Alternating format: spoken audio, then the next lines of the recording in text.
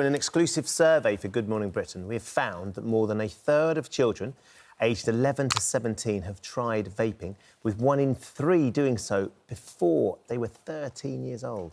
Just to be clear, it is completely illegal for those under the age of 18 to buy e-cigarettes, but our investigation revealed a high number of shops still selling to teens under 18. Michelle Morrison has more.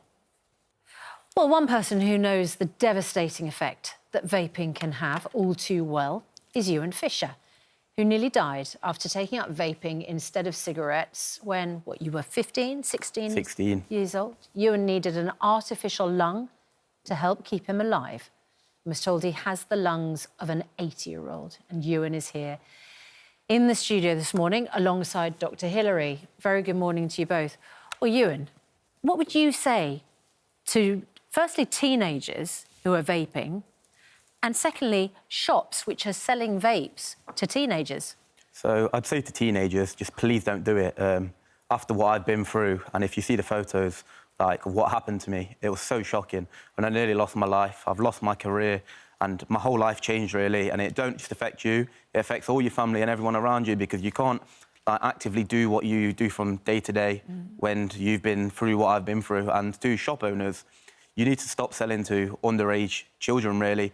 The same as alcohol and cigarettes. If a shop is caught doing it, they should really be shut down or be given with a hefty fine, because it's not good. You say you lost your career because you were a promising boxer, that was what you wanted to do. Yeah. You had been a smoker before you took up vaping. What made you move from cigarettes to vapes? So basically, I moved from cigarettes to vaping because obviously I wanted to take on a boxing career and try my best to take it as far as I could, really. So you thought vaping was healthier? Yes, I did, yeah, because at the time I was being told by everybody, including my parents, vaping was better than smoking cigarettes. But, well, they told me not to do nothing, yes, sure. Which was the best option, really. A parent knows best, and my mum did tell me when I was vaping, she knew I wasn't very well because I was getting chest infections very regular, and she did tell me to pack it in, but I didn't listen. Dr. Hillary, I mean, we've got examples here of the vapes which were sold to the young people in Michelle Morrison's report. One of them has 600 puffs. And, which I think is technically the most you can have on a single-use vape. And the other one has 9,000 puffs. How on earth is that even allowed? I mean, what would 9,000 puffs do to a teenager? A lot of damage, as we've just heard from Ewan, potentially. The thing is that vapes are not risk-free at all. They can be life-threatening in some instances. In the US, where illegal vapes were being sold full of contaminants, 39 people lost their lives to something called EVALI, which is vape-induced lung injury. It's the illegal ones that are most dangerous because they're totally unregulated. But even the regulated ones are not risk-free.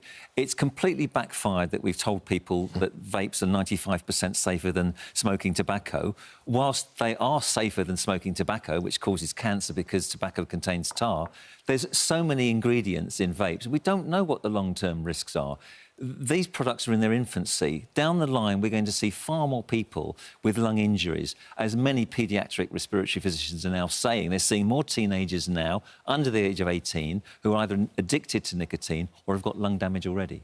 This week, Dr. Mike McKean, Vice President for Policy at the Royal College of Paediatrics and Child Health, said that the public health message that went out in 2015, that vapes are 95% safer than cigarettes, should have been clearer, and that vapes are only for adults addicted to cigarettes. Yep. But the thing is, these smell of fruit, and this one's called blueberry raspberry. They're named after ice creams, in some cases peach ice, cherry ice. Yeah. They're clearly targeted at kids. Of course they're targeted at children, absolutely. They're not for adults who are addicted to cigarettes who are trying to improve their health and transition to giving up. As a method of giving up smoking tobacco as an adult, going on to vaping and then cutting down the nicotine and giving up altogether is entirely reasonable.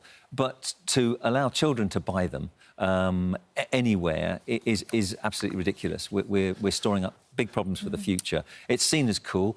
they're targeted at children with the flavourings, the colourings. But in those vapes, you've got about 2,000 different chemicals, some of which are toxic. In Johns Hopkins University, they did research. They found traces of metals, which are potentially toxic in the heating coils. They found pesticides. They found toxic flavourings. This is a problem for the future. Yeah, and they're addictive. They've got nicotine. Absolutely. In Michelle's piece, there were a couple of the young pupils who were saying, my friends were doing it, I didn't want to miss out. I didn't want to feel like I was missing out. What do you say to young people who may be going to school today and they'll have their vape in their pocket, which we know they're not supposed to, about getting them to the point where they realise the damage that they are doing is far more important to consider than missing out? Yeah, 100%. At the end of the day, you're not missing out on much when you're in a hospital bed. You're missing out on everything that you're going through. You could miss your GCSEs, stuff like that, like I did, actually. I missed all of my GCSEs. And at the end of the day, don't get into peer pressure, because it don't get you nowhere. If you end up like how I did, through to peer pressure, your friends aren't going to be able to help you when you can't walk or breathe. At the end of the day, it's going to be the NHS that have to look after you. Ewan, what would you say? Because I know the last time you were on this programme, a lot of teenagers watched and thought to them, because it's a big clip on TikTok, you talking about your experience. And a lot of teenagers now will think, I need to give up. But it's hard. We know whenever we've been addicted to something, it is very hard to give up. How do teenagers watching now give up vapes? Well, it is hard, really, especially if you are addicted and you've been doing it for a while. I'd say if you haven't been doing it for a long time, or you haven't done it at all, just please don't do it, because there's not any need to. And if you're not addicted already, then you can just stop. Or seek advice if you've been doing it a while. But were there other things that you were able to do to supplant the vape? You know, were there other things, you know, like, I don't know, chewing on a pen lid or something? Do you know what I mean? You probably could. You'd probably be able to find your own ways of stopping vaping and finding different things to do. But whereas me, obviously, I got to the point where I was in hospital, I had to stop. I didn't get a choice. So before you get to that point, I'd say just try and seek help or find something that stops you from doing the vape. You do not want lungs of an 80-year-old at 17 years old. Exactly. And how much have you recovered, Ewan? I'm not fully recovered now, and I don't think I ever will. I suffer quite a lot with health problems. I've always got chest infections and other infections, really. I think I've got a really weak immune system. Oh, I'm so sorry. And I suffer with my joints also. Let's hope that they are listening and they do hear your words of warning, Ewan. Thank you for sharing that, Hilary. Thank you as well. The spokesperson for the Independent British Vape Trade Association says selling products turned 18s is illegal, and they are calling for tougher sanctions against retailers that break the law, including raising fines to £10,000. Don't do it, kids.